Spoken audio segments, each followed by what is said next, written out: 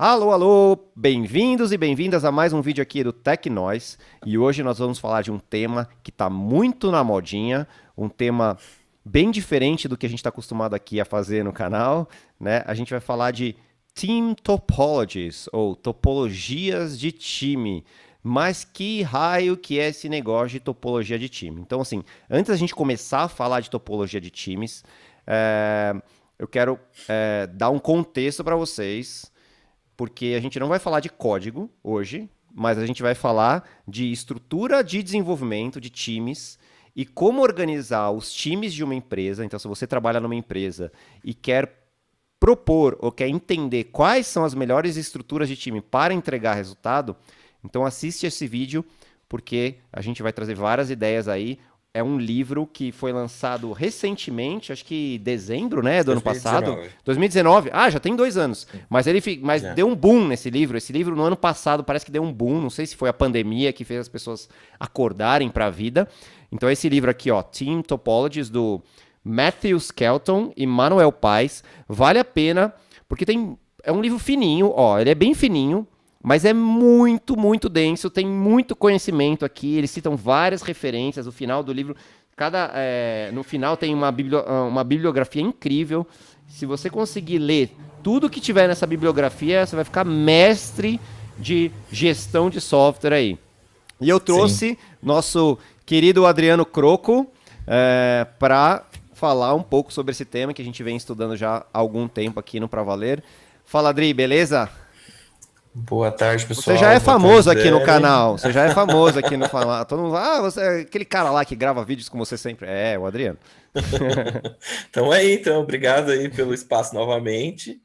E acho que vai ser uma discussão muito divertida, inclusive, porque Muito tem várias divertido. Então, histórias. se você tiver alguma pergunta depois no final, deixa um comentário aí. E se você gostar desse vídeo, dá um likezinho aí. Agora você não vai dar, porque a gente nem começou o vídeo, então não tem no que gostar, mas com certeza no final você vai gostar Sim. do que a gente tem aqui para mostrar. Então, eu vou compartilhar aqui um pouco, alguns slides, né? E a gente vai falar aí do que seria o tal. O que é o tal do Team Topologies, Adri? Vamos lá. Eu acho que para mim a maior estranheza até foi a palavra topologia. Eu tive que dar uma pesquisada para entender. Eu até estudando sobre isso, o termo que eu usaria aqui seria o seguinte: topologia é o estudo dos espaços, né? Então, como que o time, o conceito genérico assim, do livro seria algo mais ou menos nessa linha. Como que o time funciona dentro de um espaço? E, consequentemente, pensando nisso, você pode pensar na ideia de fronteira, restrições e interações entre eles.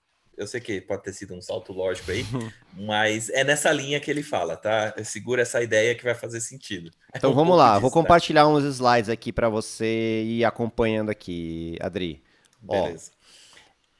não dá para falar de Team Topology sem falar da tal da Lei de Conway de 1969. Que raios que é essa lei? Sim. É um artigo do Mel Conway, né? Um artigo na Harvard Business Review, de um artigo. Era um artigo comum, acho que não era nenhuma tese nem nada e tal. E foi através de uma observação empírica dele e teve comprovação científica ao longo do tempo, tá? Tem referência sobre isso e tudo mais. Se depois alguém tiver curiosidade, a gente posta aí. Mas qual que é a ideia? Que aqui está o resumo, né? Que basicamente diz o seguinte: as estruturas de uma empresa, a partir do momento que ela projeta um sistema, essa estrutura vai estar refletida no sistema. Por quê? Todos os caminhos que a comunicação flui dentro de uma empresa são refletidos nos sistemas desenvolvidos por essa organização, para o bem e para o mal.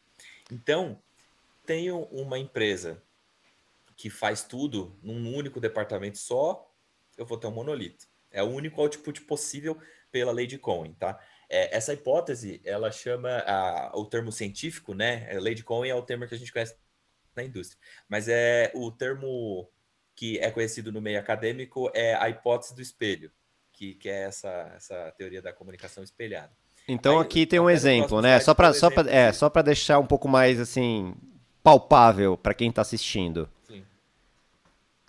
O que tem aqui? A gente Vamos tem lá. três times, quatro times, né? time de produto, time de UI, time de back-end, time de database. Então, como é que vai ser seu sistema? Você vai ter um sistema que vai ter um banco de dados, você vai ter um sistema que vai ser umas engrenagenzinhas ali, vai ter um sistema que vai ser o Back-end front-end e vai ter um sistema que vão ser as pessoas olhando para os gráficos. É isso.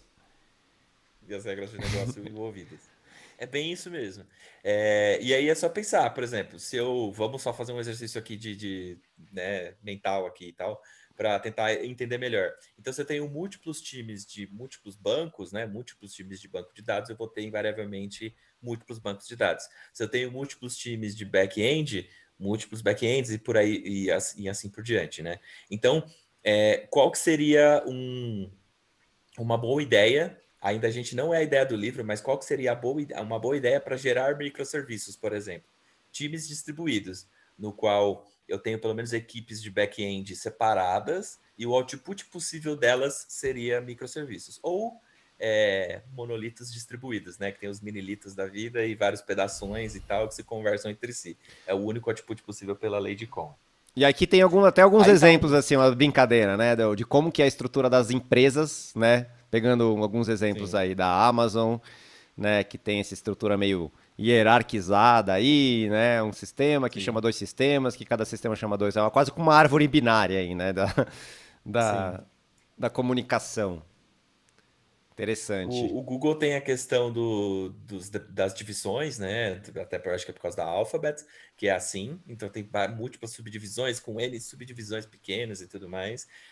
Eu acho a da Microsoft muito interessante, porque você revela divisões meio em silos, né? Eu acho que a arma é um apontando a culpa para o outro, e todo mundo respondendo para o CEO. É um pouco disso e tudo mais. Enfim, é um exemplo humorístico, né? Da Oracle com um departamento legal maior que um departamento de engenharia, por isso que eles são super burocráticos, tem várias coisas, tem essa fama e tudo mais. A Apple, todo mundo reportando para Cupertino, no centro ali, e o Facebook de forma realmente geograficamente distribuída, que eles têm escritório em vários países do mundo e tudo mais, né? É um pouco da lei de Cohen e os sistemas envolvidos gerados por essas empresas. Eu sei que é uma piada, mas eu acho que Uhum, se aplica muito à realidade, sabe?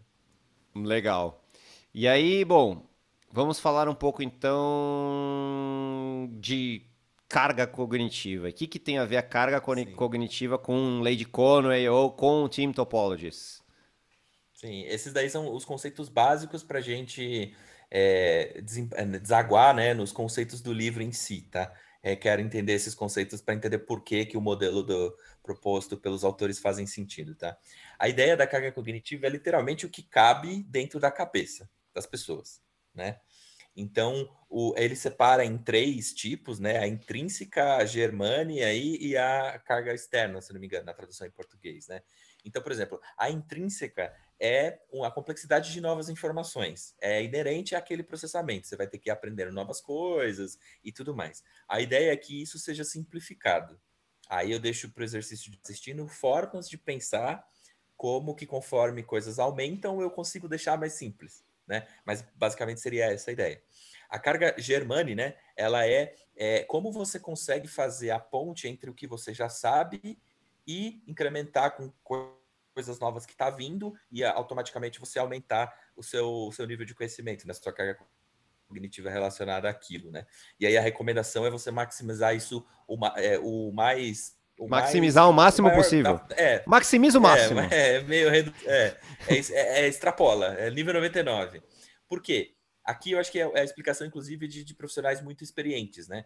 Se você já tem uma carga grande de experiência e tudo mais, absorver novos assuntos é muito fácil e é aí que a pessoa realmente evolui, né? É conforme ela vai aumentando esse colchão basal, né, de conhecimento que ela tem.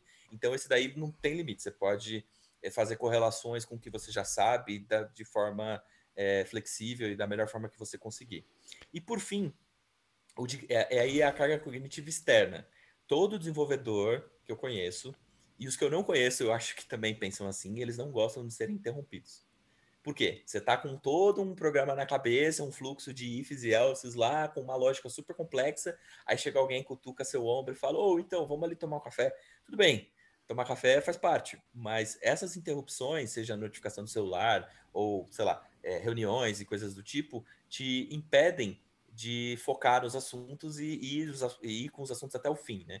O exercício que até qualquer treinamento de agilidade que eu já vi, multitask, aí a pessoa fala assim, não, conta, ou sei lá, faz uns risquinhos no papel de forma focada, e depois faz uns risquinhos no papel alternando com outra tarefa.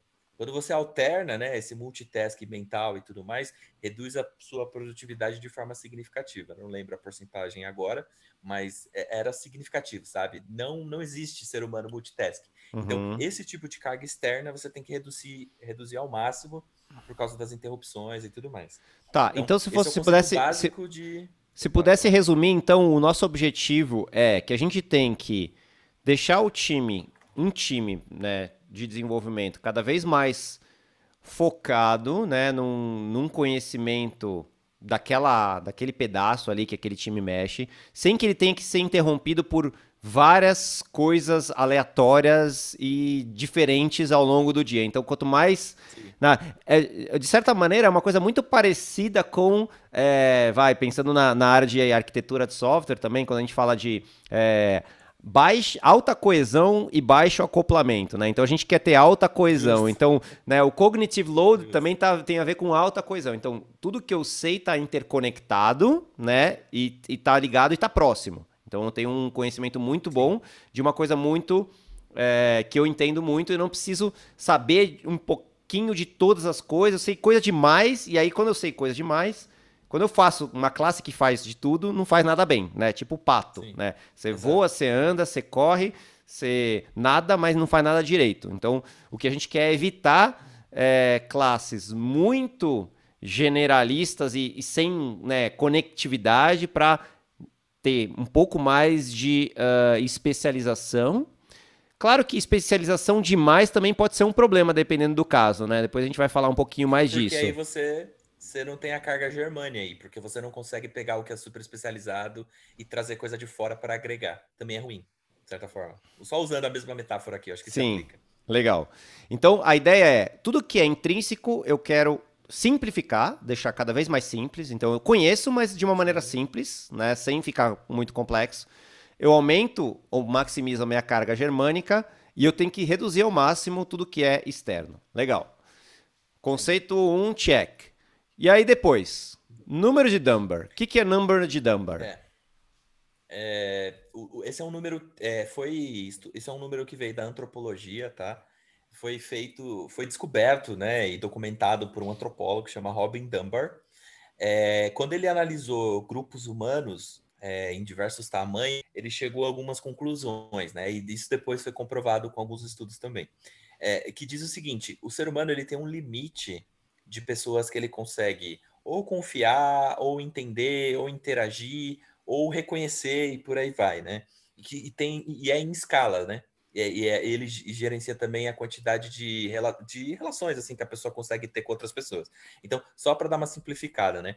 Por exemplo, 5 é o que a literatura diz que você consegue ter de relacionamento próximo, de confiar, assim, confiar intimamente na pessoa, né? Confio no Mil e máximo cinco quinhentos, pessoas. Minha sim, mãe, meu exato, pai, meu é mais ou menos irmão, nessa minha mulher. faixa. Acabou. Justo, justo. Filho, no máximo, sei lá, alguma coisa assim. O 1500, por exemplo, que é o outro Se extremo, a é a pessoa tem quantidade de 5 filhos, ela vai ter pessoas. que escolher o que ela vai confiar. Se tiver, né, não dá pra confiar nos Não, cinco, não. porque senão Dá, não dá dá pra para confiar. ser. Não, é sacanagem. Dá para ser um pouquinho mais que isso. Calma aí, vou explicar. Não, aí é complicado, né? Excluir um filho é complicado. Mas, por exemplo, o outro extremo, só para ilustrar o máximo, assim, 1.500 pessoas são pessoas reconhecíveis, que você já viu alguma vez na vida e consegue se lembrar da face, Lembrar dela. mas sem. É, mas sem um maior entendimento, um maior aprofundamento se a pessoa é confiável, quem é lá e tudo mais. E aí vai reduzindo, né? Em termos gerais, agrupamentos humanos tidos como grandes, tipo uma aldeia, uma organização militar, por exemplo, um departamento, uma divisão, uma diretoria, o número teórico do Dunbar ele fala entre 100 e 230 pessoas. O que ele observou, de uma maneira geral, foi 150, que é um número bacana, tá? Então, uma diretoria que tem mais que 150 pessoas já está grande demais. Seria mais ou menos essa ideia, né? A Quando ideia você seria dividir reduz um em outras pouco. diretorias. Sim, ia quebrando, né?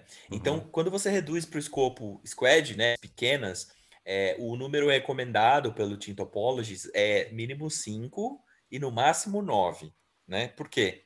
Aí tá aderente a um outro aprendizado da indústria de software, que é o Two Pizza Teams da Amazon, que fala que você tem que ter um time pequeno o suficiente para que você consiga alimentar com somente 2 pizzas, né? Que é basicamente a diretiva de todos os times que eles têm lá. Isso tá também, você encontra a mesma ideia na agilidade. Eu não sei se a galera tirou daqui, mas a comprovação científica é essa, né? Então, manter mais ou menos nesse número. Acima disso, fica grande demais. E abaixo disso, às vezes é pequeno demais, não vale nem a pena, vale a pena fazer merge com outro time. É mais ou menos essa ideia, tá? E aí varia pelos tipos de agrupamento, tá? É um pouco mais detalhado que isso, mas quem tiver curiosidade aí depois pode entender os outros números e baseado em tamanho dos times e coisas do tipo, o que dá para fazer com cada uma das coisas.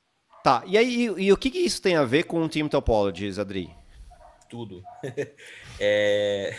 Os autores pegaram esses 3 argumentos e transformaram isso na estrutura de uma forma de pensar times, né? Então, usando a mesma ideia, pensa que a organização, ela reflete os sistemas, né? A estrutura de comunicação reflete os sistemas. Tem que ter um limite para os times e a carga cognitiva é importante, porque senão, literalmente, não cabe na cabeça das pessoas envolvidas o que é necessário ser feito, né? Só comentar um outro ponto, antes da gente ir para o que tem a ver mesmo e tal. Tem um outro material também que os autores citam, que também tem comprovação científica, tá? Que é esse artigo de How Intermittent Breaks Interaction Improves Collective Intelligence. O que isso quer dizer? Em se tratando de elos de comunicação, menos é mais. E há resultados melhores na resolução de problemas complexos quando a comunicação ela é interrompida de forma intermitente. Então, qual que é a ideia que todo mundo acha? Todo mundo tem que conversar com todo mundo. Isso está errado. Eu também achava isso até ler esse livro.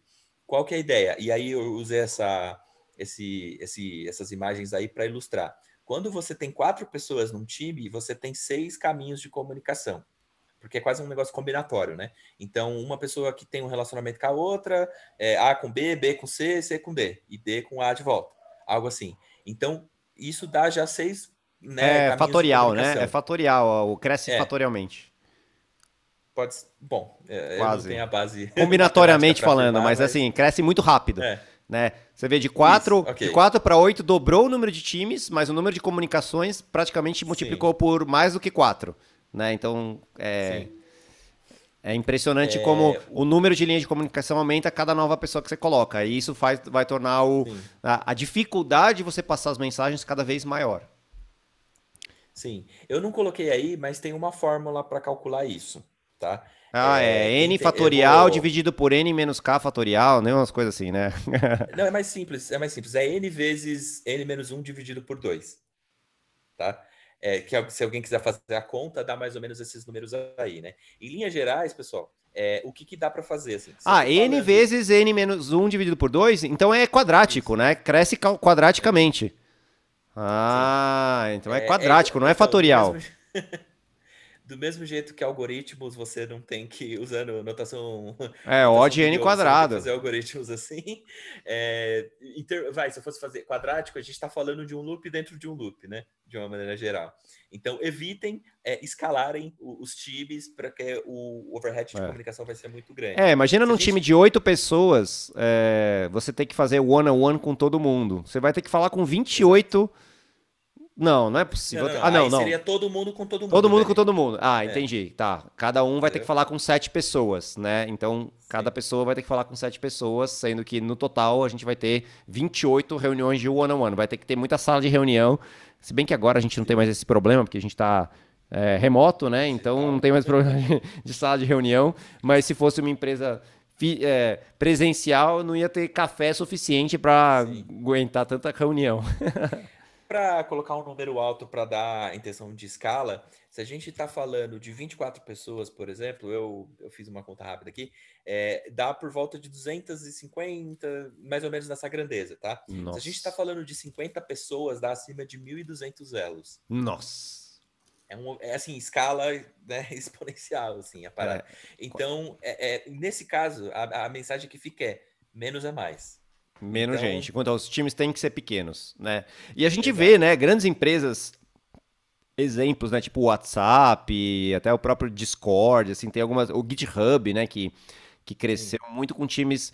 A própria 37 Signals também, que foi uma referência de uhum, desenvolvimento de software. São empresas que conseguiram manter um time muito pequeno e muito performático, né, com poucas pessoas, né? A ideia é sempre ter times menores sim, para ter qualidade na relação e na comunicação deles. Legal. Beleza. E sim, aí, bom, como resolver esses problemas? Aí que vem o tal do Team sim, Topology, certo? Então, sim. A primeira ideia que os autores propõem é, dado que o problema em si é a lei de Conway, né? Isso e a hipótese do espelho, né? Vamos inverter a lógica. Qual que é a ideia da inverse Conway maneuver, né? Ou manobra inversa de Conway, né? Ao invés de você simplesmente esperar que a organização e suas estruturas reflitam sistemas, você se antecipa e monte a arquitetura de times que reflitam a arquitetura que você quer.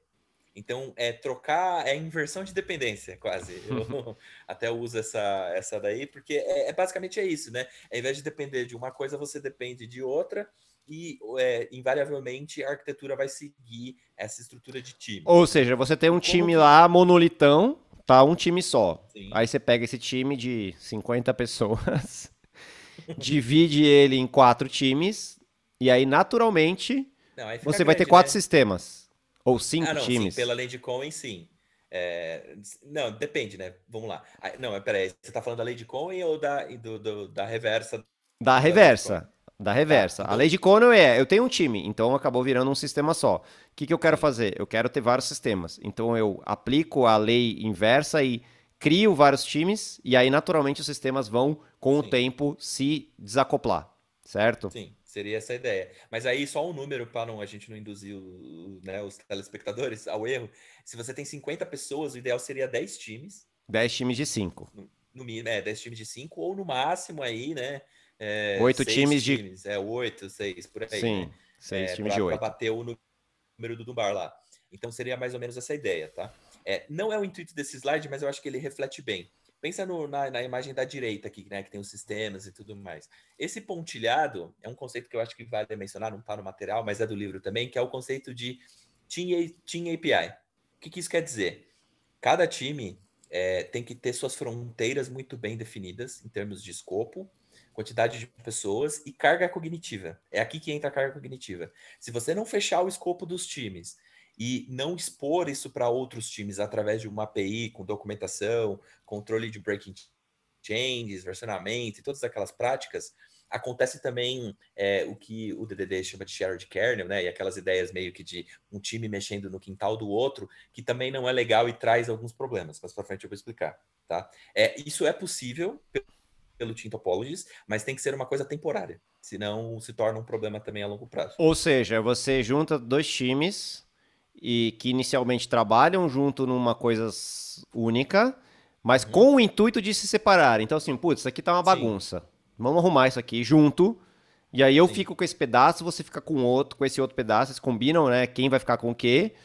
Até o sim, ponto onde não existe mais alguma coisa compartilhada. Eu fiquei com um pedaço, você ficou com outro pedaço, e, sei lá, ou eu sou um cliente, né? No DDD a gente fala muito, né, dessa relação de cliente-servidor, né? Ou eu uhum. cliente-fornecedor, eu consumo algum serviço que você está me disponibilizando, ou você consome algum serviço que eu estou te disponibilizando, mas eu não vou Sim, mexer aí no seu quadrado e você também não vai mexer no meu quadrado e eu não vou e mais, né? Se eu tiver uma API, ela vai estar bem documentada, ela vai estar versionada, então eu não vou quebrar você tendo essa API. Você vai sim, estar, você tem segurança de, você pode confiar em mim que eu vou garantir que a sua API que você consulta vai estar sempre funcionando, sempre no ar, sempre ativa. Se tiver sim. novas funcionalidades, eu vou criar uma versão nova que você pode eventualmente consumir mais para frente, mas eu não vou quebrar o contrato que eu estabeleci com você. Sem a definição das fronteiras dos times, é impossível você conseguir fazer essa gestão Sim. de comunicação entre os times de uma forma correta. Não Ou tem seja, de como. certa maneira, não dá para falar de team topology sem falar de DDD. Né? Não tem como você desassociar uma coisa da outra. Né? Como é que você vai Eu acho transformar que, para sim, fazer o tem team bastante topology, sinergia as duas ideias. né? Para você efetivar, vamos dizer assim, a aplicação desses conceitos de time topology, você vai ter que, em algum momento, ter uma discussão de quem fica com o quê. Se você tem um legado ali que tem 7 coisas, faz tudo meio que misturado ali, e não tem dono, você vai ter que dizer, bom, esse time aqui fica com esse pedaço, esse outro time aqui fica com esse outro pedaço. Você vai dando nome aos bois, porque aí você vai criando os contextos delimitados lá do DDD. É a mesma ideia. Né? É a mesma ideia. Só que o DDD ele não é opinativo sobre... Ele fala indiretamente sobre carga cognitiva, porque ele fala para você fechar os contextos e coisas assim. Mas ele não fala assim, limite o tamanho dos times, ou você consegue interagir dessa forma. O Team Topologies é um pouco mais, eu diria, consultivo nesse sentido. Ele dá algumas sugestões, inclusive. Eu acho que isso, o DDD ele traz uma técnica, vamos dizer assim, a parte mais técnica para você conseguir operacionalizar o Team Topologies. Porque o Team Topologies tem esses padrões, né? Mas sem um conhecimento técnico, né, de olhar o código ali e falar assim, putz, esse conjunto aqui de pacotes, de classes, etc, vai ficar com o time A, esse aqui vai ficar com o time B. Então você precisa fazer esse trabalho. E aí, para isso, você tem que ter o software relativamente bem escrito, né? Então, se o software tá muito mal escrito e tá tudo meio que acoplado uma coisa com a outra, você não consegue, né, separar os times, porque o software ele vai puxar os times de volta, né? Então, você vai separar as pessoas, elas vão estar em salas separadas, mas elas vão estar mexendo no mesmo software, elas vão estar fazendo commit no mesmo arquivo, e no fim vai ser um time só que em 2 salas separadas. Então, a técnica de software, ela também vai te ajudar a efetivar, né, essa separação, a efetivar a manobra inversa de Conon. Se você não faz, não pratica as boas técnicas, você não consegue separar as pessoas. Você joga elas em salas separadas, da manhã você chega lá, tá todo mundo na mesma sala de novo, entendeu? O software puxa todo... É um buraco negro, suga todo mundo de volta ali, porque ele... a lei de Coney diz isso, né? A estrutura organizacional, ela vai seguir a estrutura de software e a estrutura de software vai seguir a estrutura organizacional. Então, você tem que ter as técnicas de boas práticas, né? Tem que ter teste, né? Tem que ter teste automatizado, porque para você conseguir quebrar, você também tem que ter garantido que alguma refatoração, alguma mudança não vai quebrar alguma coisa que esteja funcionando anteriormente, né? Então tem várias técnicas. É uma recomendação, inclusive, viu, Dani? No final, os autores falam assim, ó, para isso tudo funcionar, tem um conjunto de coisas que precisa ter acontecido. A primeira delas é boas práticas de engenharia, aí teste, versionamento, deploy, CI/CD, DevOps, tudo que a gente já conhece. Definição de missão. Isso eu achei muito interessante, porque se você não sabe para onde a empresa vai em termos de estratégia, por que você vai mexer nos times? Não vai fazer sentido, né? Tem que ter aderência à estratégia também. E tem mais 2 pontos também. Saúde financeira, porque é uma questão de experimentação e tudo mais, então vai requerer um certo buffer para isso acontecer. E uma cultura saudável, porque se as pessoas têm medo de errar, se elas não têm segurança psicológica, que é uma coisa que a gente sempre comenta, né? É uma coisa que a gente sempre acredita aqui, se não tem segurança psicológica, as pessoas não vão querer ousar mexer nos times. Porque se alguma coisa der errado, elas vão ter medo de ser punidas. Então, é um pouco disso. Sem isso, a recomendação deles, inclusive, fala que não tem muito como dar certo, né? Mas aí, além disso, até, por que tudo isso serve, né? Aí tá no próximo slide mesmo. Vamos lá. Para que a gente vai mexer nos times? Que é para justamente remover os obstáculos, por uma coisa que eles chamam de fast flow. Nada mais é do que um termo que na agilidade a gente chama de eficiência de fluxo, que é não otimizar localmente, e sim otimizar o todo, né? Aí tem vários problemas, ó. Por exemplo, times desengajados, né? Sem motivação. Porque se o time está com uma alta carga cognitiva, ele vai ficar desmotivado porque é muita coisa para fazer, sem impacto. O software está muito grande para os times, que é uma coisa leva a outra. Confusões na questão de organização. Times confusos ou deslocados e coisas do tipo. Isso também é um problema para a eficiência de fluxo. Esse Team Bullet Manager Directions é aquela situação assim, se tudo é prioridade, nada é prioridade. Todo mundo já passou por uma dessa. Então, se eu estou respondendo para 5 POs diferentes, ou eu espero que ninguém passe por isso, mas se eu tenho 5 prioridades diferentes, o time também não vai sair do lugar.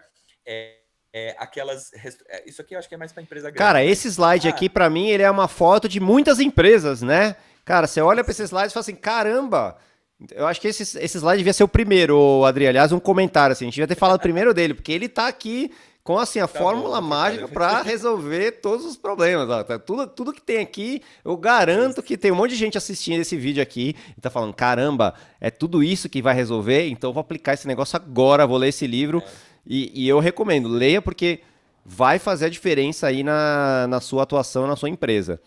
E é meio bem impactante mesmo. Time desengajado, o tempo todo sendo interrompido, não tem fluxo. Então, se não tem fluxo, não tem aquele prazer, aquela sensação de ter entregue valor, né? Todo ano tá todo mundo se reorganizando, o time vai para um lado, vai para o outro, não tem, né? O software é uma bagunça, um software para um time muito de 50 mil expedito. pessoas, né? Aqueles expedite na sprint, os expeditos que a gente chama aqui, né? É, Sim. muito expedito, que é as surpresas, aqueles bugzinhos que poderiam. Então, é a falta de prioridade também, né? Poderia ter sido resolvido depois, hoje eu tava, mas entra atropelado. E eu acho que talvez um dos mais importantes, que é o de cima ali, que é o pushing against, eu interpreto assim: não adianta você lutar contra a lei de Cohen, que é o ponto até que você comentou dele. Não adianta você querer fazer 2 módulos. Porque para funcionar as pessoas precisam se comunicar, porque é um departamento só e as pessoas vão sentar na mesma sala. Não adianta lutar contra isso. Tem que usar a técnica correta, porque senão sempre volta para isso. E aí você se frustra e tudo mais. Tá, mas É um pouco afinal, disso, qual sabe? que é a solução? Vamos ver o que eles propõem, né? No fundo, ó, você tem mais um Sim, slide e acabou. E é isso. Então, sim. o Team Topologies basicamente é esse slide aqui. É Podemos isso. dizer que É sim? isso. Pode dizer que sim, Então tá? explica aí, o que é Ele isso? separa. Eu até gosto, porque o número mágico é 7. É 4 interações, 3 interações, desculpa, modo de interação, mais 4 tipos de time. Só que nem, para isso funcionar, tem um certo background, que nem eu comentei, saúde financeira, psicológica e tudo mais, mas com base nisso já dá para você pegar os times da sua empresa, encaixar nesse modelo e já começar a repensar o futuro com base nisso. Né? É uma coisa que a gente está tentando fazer aqui, inclusive. É, Primeiro, o que é o string aligned, né? O termo é meio esquisito e complexo. O que é string? O que é aligned e tal? Basicamente seria assim: a ideia, pensa que a gente está falando de fluxo, né? Fast flow. Então, string aligned, né? É um time alinhado ao fluxo rápido. String é um riacho, né? Então, é um time que as coisas fluem. Em linhas gerais, é um time de entrega de valor, tá? É, Pelo uma outra meu coisa que eu entendimento, também, tá? uma outra coisa que eu acho que também tá no termo também no caso o alinhado também tem a ver com estar alinhado a um único objetivo. Então todo mundo Sim, tem o mesmo objetivo alinhado, né? E esse sim, alinhamento faz com que qualquer entrega do time seja comemorada, seja, vamos dizer assim, sorvida por todo mundo, né, com bastante entusiasmo, né? Então o time fica muito sim. entusiasmado porque sabe exatamente o que precisa fazer e consegue fazer aquilo que quer, né? Porque quantas pessoas já não tiveram a experiência de estar trabalhando num lugar, de tentar fazer alguma coisa e ter a frustração de que por mais que você faça esforço, você não vê um resultado do seu trabalho e É, isso gera muita frustração, por mais que você se esforce, você não vê assim o resultado, um cliente feliz, sei lá, um custo que reduziu, alguma coisa que o seu trabalho deu de impacto, né? Então hoje a gente busca muito ter significado daquilo que a gente faz, né? Então quando a gente faz um monte de coisa e não vê um resultado no mundo real, a gente fica muito frustrado. E a ideia do Streamline é justamente isso, você trabalhar num time onde você realmente observa no dia a dia, quase que de forma constante e iterativa, um resultado prático daquilo que você faz no seu dia a dia. sim. Usando até a metáfora aquática e brasileira adaptada, é remar contra a maré, né? Aí o ponto, né? Todos os problemas acontecem quando você rema contra a maré. Então, o que a gente faz para resolver? E qual que é o intuito desse time? Direcionar a maré de uma forma que faça sentido. Seja uma maré controlada, só para aproveitar a metáfora aquática, que tenha um fluxo definido de direção e coisas do tipo, que tenha uma remoção de obstáculos e tenha um valor envolvido. Né? Basicamente essa é a ideia, né? Riacho se aplica mais às coisas internacionais, né? Eu não vejo já muito termo Riacho em coisas brasileiras, então acho que maré é um termo melhor. Mas então é um time de entrega de valor. O que acontece na maioria das empresas é um time que tem como finalidade mesmo um tipo de produto, por exemplo, que vai lá e entrega valor. Qualquer feature ou qualquer outro tipo de otimização, ou vai aumentar a receita, vai trazer mais Tá. cliente, ou vai reduzir algum tipo de custo e vai aumentar a eficiência. Ou Tá? seja, Seria são os basicamente essa times ideia. que a gente tem que, se fosse pensar assim do ponto de vista de empresa, eu quero ter o máximo possível de times desse tipo, times que entregam valor. Entregar valor significa Sim, resolver o problema de alguém, de algum cliente, né, ou de algum fornecedor, ou sabe-se lá, para aumentar a receita da empresa, aumentar o lucro, ou diminuir os custos, de alguma maneira gera valor. Então a pessoa trabalha e aí ela vê o impacto do trabalho dela como resultado direto vamos dizer, na satisfação de um cliente, no resultado financeiro da empresa. E isso, A ideia é essa isso, mesmo. isso meio que é um ciclo virtuoso, assim. Você consegue ver resultado e esse resultado vai te dar mais recursos para você continuar trabalhando e gerando mais resultado. Ou seja, você agrega valor para a sociedade quando você está num Streamline Team totalmente stream e totalmente aligned. Sim, exatamente. Bom, esse daí eu acho que é o mais simples de entender, que ele tem como resultado um resultado direto, né? Na verdade, até desculpa a redundância. E aí a gente tem um outro time também que eu não sei fazer alguma coisa dentro da empresa. Algum time, pensa que algum time string aligned, ele não tem conhecimento para fazer alguma coisa. Por exemplo, é um time de algum produto e ele não tem conhecimento de DevOps. Eu acho que esse talvez seja o exemplo mais simples de entender. O Enabling Team é um time, como o próprio nome diz, ele vai permitir que alguma coisa aconteça. Então, ele vai trabalhar junto com o time String Aligned, através do modo de interação ali. Eu já comento com detalhes com cada um, mas através de um modo de colaborativo, que vai ser meio mesclado dos dois Facilitador, times. facilitador. Facilitador, ok. E aí ele ajuda um time String Aligned a atingir um determinado objetivo. Então, o time de DevOps, por exemplo, que é super especializado nisso, ele entra dentro de um time, ele ensina aquele time a fazer DevOps, e aquele time String Aligned, depois dessa iteração, né, de facilitação, ele simplesmente sai sabendo DevOps e o time Enabling ele vai para outro desafio. Um ponto que é importante aqui que o livro recomenda é a maturidade do time Enabling, ela tem que ser muito boa. Por quê? Sim, são Se o time, consultores, né? dependendo da Eles são maturidade, consultores.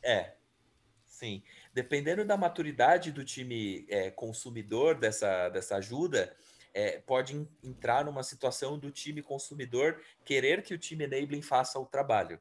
E isso gera alguns Perfeito. conflitos. É Então importante esse é ponderar bem isso aí. importante. Então, o time enabling, o papel dele, né, o próprio livro coloca, não é fazer nada pelos outros. O papel dele é deixar de existir, é capacitar os outros, né? Então, assim, eu não Sim, vou te dar o peixe, eu vou te ensinar a pescar.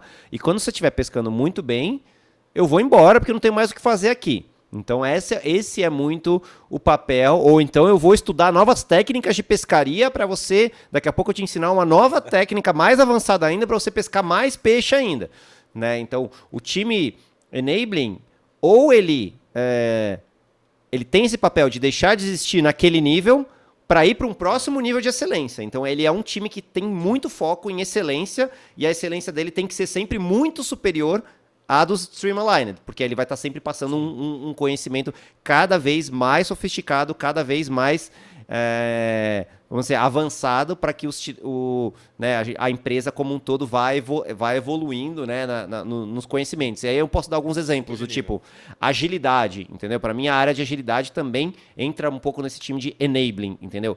Agilidade não é uma área, agilidade é uma cultura. Agilidade é um conceito que se a empresa for ágil, não precisa ter um time de agilidade. O time de agilidade, ele em muitas empresas, ele acaba tendo que ter o papel de capacitar as pessoas na cultura ágil. Até o momento onde a empresa tem uma cultura ágil e aquele time se torna talvez necessário, ou vai buscar técnicas mais avançadas para a empresa como um todo ter mais agilidade cada vez mais, né? Então é um pouco Sim. dessa maneira que eu vejo. Legal. E esse Complicated Subsystem Team, o que é esse negócio? Esse daí é um time hiper especializado que ele cuida de uma parte do sistema que não vale a pena você distribuir em outros lugares. Vou dar um exemplo. Certo. Todo mundo já trabalhou em algum lugar que tem um submódulo lá que é super específico e somente poucas pessoas dão manutenção, ou vários lugares parecidos com esse. A ideia do Complicated Subsystem Team é justamente essa. É uma equipe especializada nesse módulo só. Vou dar um exemplo. Pensa numa empresa de processadora, eu vim do mercado financeiro, vou dar um exemplo alinhado a isso, tá? Mas eu tento dar mais um exemplo genérico também. Numa empresa de processamento de pagamentos que tenha uma processadora lá de cartões. Para você conseguir fazer isso, você tem que ter, às vezes, algum appliance, que é um hardware dedicado de criptografia, para fazer criptografia aderente ao padrão PCI, que é um padrão internacional. Então, se for caseiro isso, e você não está comprando, está usando na nuvem, sei lá, algum time tem que dar manutenção, geralmente alguma coisa em C ou em Rust, sei lá. Então, esse time vai cuidar desse negócio super específico. Se Perfeito. você tiver, Então, por no exemplo, fundo, uma ele empresa ele não deixa de ser um stream-aligned team, né? Então, acho que é bom deixar isso claro, né? A ideia é que ele seja um stream-aligned teams, só que em vez dele entregar valor para o cliente final, ele acaba entregando um valor assim de uma coisa muito especializada para outros que sistemas. para outros sistemas, exatamente. Então ele acaba, então de certa Essa é a maneira ideia. também ele fala isso um pouco no livro, muitas vezes um complicated subsystem team ele tá dentro da plataforma, né? E aí você vai falar um pouco, né? Ele é um serviço interno e às vezes se você tem vários serviços internos, isso compõe a plataforma. Então vamos aproveitar e já falar do o que seria o time de plataforma. O que seria esse platform team? Eu acho que o Platform Teams, eu acho que é o que seja mais intuitivo para qualquer back-end do mundo entender. Falo pela minha experiência também como desenvolvedor back-end.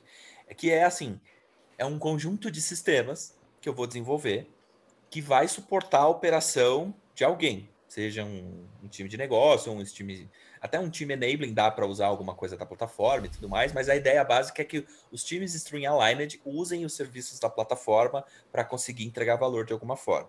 Então eu tenho lá um time de produto que vai fazer todo o controle do produto com banco de dados à parte, mas usa aquele core sempre legado ao monolito de alguma forma, Sim. exposto através de uma ACL, alguma coisa assim, né, um anti-corruption layer, ou uma API, alguma coisa assim, pela plataforma. É isso que a plataforma faz.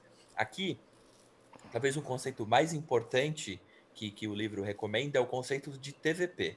E esse conceito, eu demorei até para aceitar a ideia dele, quando me falaram, quando a gente estava discutindo sobre isso, mas depois que você entende qual que é o intuito da plataforma, ele faz muito sentido. O que quer dizer TVP? Chama de Tiniest Viable Platform. É o MVP da plataforma, a plataforma mínima viável. O que é isso? O que é uma plataforma? É um conjunto de APIs que podem ser reutilizadas, a grosso modo. Qual que é a melhor forma vocês sem desenvolver um monstro, gastar com gateway e coisas assim? Documentação. Se você tiver uma wiki, inclusive é uma sugestão do livro, se você tiver uma wiki, que é uma coisa que eu estou indo por esse caminho por aqui, né? Se a gente tiver uma wiki com todos os serviços que compõem, que serão evoluídos e blá blá blá, para atingir a plataforma, mas se eu tiver isso documentado num lugar centralizado, com Swagger, não precisa nem de Swagger, tá? Mas Swagger é melhor. Mas se tiver documentado lá o que eu tenho hoje de serviços utilizáveis, você já tem uma plataforma. Ou A ponto de seja, chegar... Pode falar, vai lá. deixa eu ver se eu entendi. Quando você tem, no mínimo, uma documentação daquilo que o seu sistema base faz, você cria um conceito interno de clientes daqueles serviços que podem reutilizar aqueles componentes ao invés de reinventar. Porque se não está documentado, ninguém sabe nem que existe. E se ninguém sabe que existe, alguém vai lá e reinventar um negócio que já tem. Então, a ideia de plataforma, por trás de tudo, é que você, na medida que você começa a crescer a sua empresa e você tenha várias que fazer a mesma coisa várias vezes, então você tem que, de repente, ter um sistema de log, depois você tem que ter um sistema de, sei lá, de processamento de pagamento, né? Que nem você deu o exemplo ali, ou um sistema de validação de usuário. Você começa a ter determinados componentes que não faz sentido cada time de entrega de valor desenvolver. Faz muito mais sentido você ter uma gama de serviços base ali, onde todo mundo consome essas regras, né, consome esses serviços de uma plataforma, para não ter que ficar toda vez reinventando a roda. E aí, em cima dessa plataforma, a empresa cresce, porque, né, você tendo essa estrutura básica, você começa a ter agilidade, porque o Streamlined não vai ter mais que depender de alguém criar uma máquina ali. Ele vai consumir de uma plataforma. Ele não vai precisar pedir para o time B fazer, porque a ideia do Streamline é você vai desenvolver a coisa de ponta a ponta, sem depender de mexer no sistema do outro ou depender que o outro mexa no sistema deles, né? Então, de novo, dentro do DDD, a gente fala muito disso, é a relação cliente-fornecedor.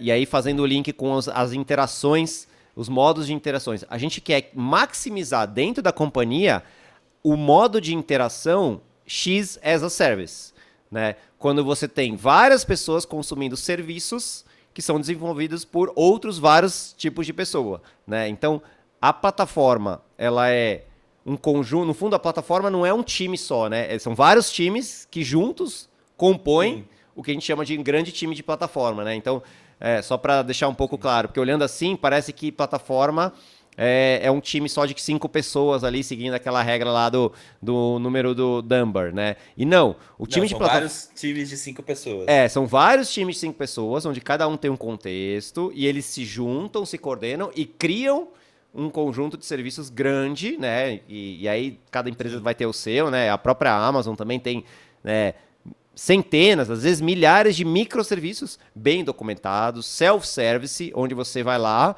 lê a documentação, usa, reaproveita e consegue fazer o desenvolvimento do seu produto, da sua entrega de valor, sem depender da ação de ninguém. Você tem fluxo, né?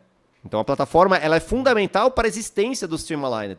E aí eu quero fazer um parênteses aqui, Adri, porque talvez algumas pessoas que estejam assistindo o nosso vídeo são pessoas que trabalham numa startup, assim, que tem um time de 4 pessoas. E aí tudo isso que a gente está falando aqui não faz o menor sentido para uma empresa de 4 pessoas, ou para uma empresa de 8 pessoas, ou até para uma empresa de 10 pessoas. Porque, pensando na lei de Conway, uma empresa que tem 8 pessoas vai ter um time só. 8 devs vai ter um time só e vai ser um monolito. Porque, assim, é isso que faz sentido. Não faz sentido você ter uma empresa de 8 pessoas e criar 100 microserviços. Você está over-engineering a sua empresa. Então, por isso que muita empresa nasce como monolito, e aí a grande sacada, né, você que está criando a sua empresa e está pensando em crescer, o pulo do gato é você conhecer esses conceitos e agir antes da empresa virar um caos total, antes de você ter 100 developers trabalhando num único monolito.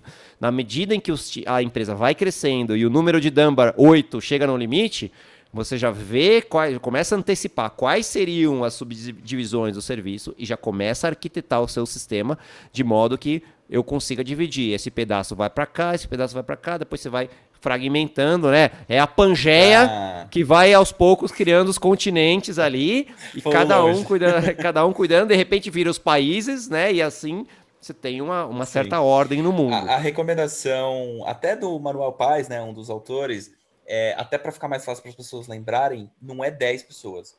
A partir do momento que chegou em 30, 40, 50, tá na hora de começar a pensar nisso. Tá? Que é o momento de... por exemplo, você já cresceu, já tá grande o suficiente para conseguir quebrar, mas ao mesmo tempo não tá grande o suficiente para ter desandado tudo, tá? A plataforma, eu acho que ela resolve muita coisa. Ela resolve de cabeça 3 acrônimos que todo dev conhece. O BDUF, que é o Big Design Upfront. Você vai fazer só o mínimo de plataforma que precisa com a TVP, né? Então você vai fazer um negócio super over engineering. O KISS, de Keep It Simple Stupid, porque você não vai fazer sistemas que também são super complicados. E o DRY, que é o Don't Repeat Yourself. Só com isso você já resolve várias regras da indústria, só com isso. Tem um outro ponto aí. A plataforma, em algum momento, ela pode ficar complicada demais, né? Por exemplo, eu tenho que, para fazer uma operação simples que pode ser agrupada, eu estou consumindo 5 serviços. Aí a recomendação deles do mesmo jeito que a gente cria wrappers dentro de código, né, nível engenharia, de agrupar várias APIs low-level para fazer uma classe um pouco mais generalista, você pode fazer a mesma coisa com plataforma também. Então pensa que eu tenho uma transação de pagamento que ao invés de ser um serviço só que eu chamo, por exemplo, eu tenho que chamar 5. Faz total sentido você agrupar essas APIs menores em uma chamada só, e aí talvez ele não é explícito sobre isso, mas dá para você resolver com uma saga, por exemplo, e fazer uma transação distribuída, alguma coisa do tipo, dentro da plataforma que funciona, tá? Legal. A ideia básica da computação, camada de indireção. É a mesma E aí, coisa. para finalizar, vamos falar dos 3 modos de interação. A gente já comentou um pouco aí do X as a Service, mas vamos comentar um pouco mais esses outros 2 modos de colaboração, né? Porque uma coisa está associada à outra, né? Os tipos de time e como eles interagem, né? Colaboração é um dos tipos de interação. O que seria a colaboração? Tá. O que funciona. Assim, ele tem que funcionar por um tempo, mas ele dá alguns problemas, né? Colaboração um time mexe no sistema do outro, que é o shared kernel lá do DDD que a gente comentou. Então pensa assim, para os times, eu tenho um time que ele quer fazer um produto que não tem na plataforma ainda a parte que ele quer. Ele pode muito bem ir lá e mexer na plataforma. Recomendações aqui. A cardinalidade de dependência não pode ser maior que um para um. Então tem que ser um time mexendo no quintal do outro. Ou e vice-versa, sei lá, no máximo. Porque senão o esforço de coordenação fica muito grande e vira bagunça, tá? E isso tem que ter um prazo também para acabar, de certa forma, né? Porque senão fica muito complicado também, tá? Um exemplo é o String Align de mexendo na plataforma. Um outro exemplo é um time de sistema complexo também, no Complicate Substitute e mexendo na plataforma também. Pensa que, nesse mesmo exemplo do appliance que eu comentei, eu quero fazer isso as a service, né? Disponibilizar dentro da plataforma. Então, o time de sistema complexo colabora com o time de plataforma lá, mexendo no quintal do vizinho, e aí depois que tudo estiver pronto, eles se separam e continuam as atribuições originais. Seria mais ou menos essa ideia, tá? No Legal. time de... Você ia comentar alguma coisa sobre Não, não, esse? não, não, só falei legal. Beleza? Tá. O outro é o que talvez seja o mais simples de entender. O X as a Service é API, gente. Não tem segredo. E aí, até pela definição, é o mais óbvio. O time de plataforma fornece N APIs para qualquer um outro dos outros times usarem. De uma maneira geral, o cenário ideal é que um String Aligned consuma as a Service um serviço de plataforma. Porque o time Enabling ele tem outras atribuições. O time de agilidade não vai consumir plataforma, usando até o exemplo que o Dani deu. O time de DevOps não tem que consumir alguma coisa de plataforma. Ele tem que elevar elevar o nível do String Aligned de alguma forma. O Complicated Subsystem, ele pode usar também, dependendo do que como você quer fazer, se você modelou uma funcionalidade específica e tal, dá para fazer também. Em termos de qual que é o risco aqui? Recomendação. Se a API não tiver madura, você vai impactar o fluxo de outros times. Por quê? Se eu tenho que depender do time de plataforma por falta de, sei lá, minha API não está madura, ela cai toda hora e coisas do tipo, aí não é legal você contar com essa estrutura as a service. Isso tem que estar muito bem definida a fronteira, performance, disponibilidade, tem que estar muito bem feito, versionamento É, de API, então o nível nada de de, essas maturidade tem que coisas estar elas alto. se ligam muito, né? Então não faz sentido você falar de API se você não sabe ter um serviço Mas a API, escalável, disponível, auto-scaling, e, né, com pipeline de deployment, enfim, tem várias coisas que acabam meio que entrando, sendo meio que obrigatórias para você chegar num nível de ter as APIs, né? Porque sim, API, assim, se você for pensar bem, dá para você fazer usando o banco de dados. Ah, qual que é a sua API? Ah, meu banco de dados. Eu acesso o banco de dados, está ali a API. Todo mundo acessando o banco de dados é API. sim. É uma API também, mas não é muito frágil, porque um afeta o outro. Então, o que a gente quer, quando a gente fala de API, a gente está falando de serviços, self-service e desagregados, né? Serviços independentes, autônomos, que não caem e um não impacta no outro, né? Sim. Isso é pré-requisito, senão aí, se não está funcionando, volta para a prancheta e revê as APIs e refaz e estrutura melhor a plataforma antes de vender, né? Ou dispor, né?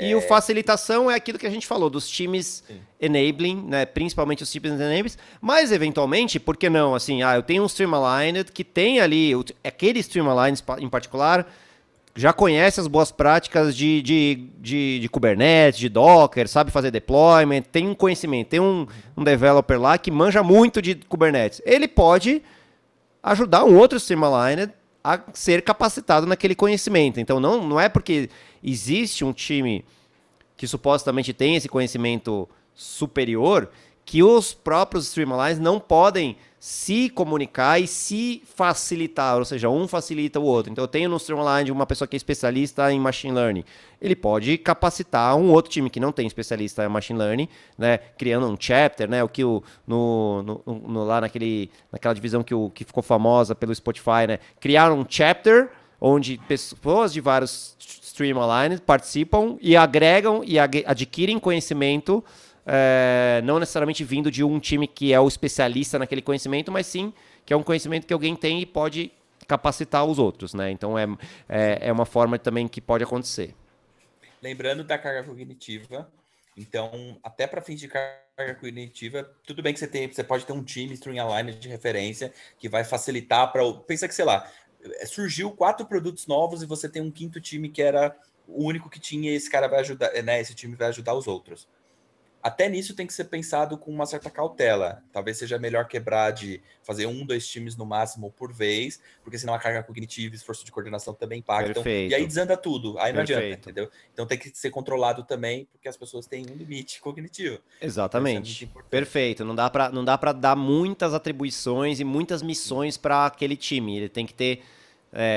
tem que colaborar, tem que facilitar, mas você não pode... E tem que fazer X a service. Todo mundo faz um pouco de tudo, mas cada momento você tem que balancear. Se esse time está focado em desenvolver um API, talvez não seja o momento dele ficar facilitando os outros.